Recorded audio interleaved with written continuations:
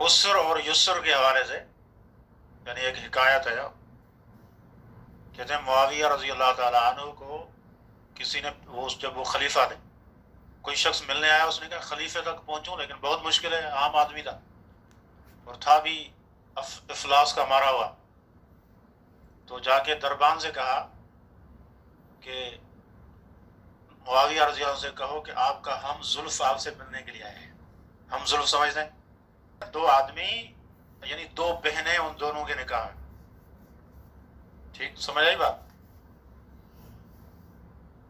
چلیں ٹھیک ہے، بیوی کی بہن کا شوہر، تو کہتے ہیں معاویہ رضی اللہ عنہ سے کہیں کہ آپ کا ہم زلف آپ سے ملنے کے لیے آئے ہیں۔ دربان جلدی جلدی کیا، اس نے کہا کہ اس طرح کہہ رہا ہے، اس کو کیا پتا کہ اس کا کیا معاملہ۔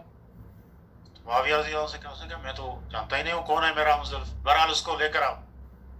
جب لے کر آئے تو کہا میں تو آپ کو جانتا ہی نہیں ہوں، آپ کیسے ہم زلف ہو گئے میرے؟ تو اس نے کہا امیر المومنین، آپ کو یاد ہے کہ دو بہنیں تھیں، ایک کا نام تھا عسرا، دوسری کا نام تھا یسرا، تو یسرا آپ کے نکاح میں آئی اور عسرا جو ہے میرے نکاح میں آئی۔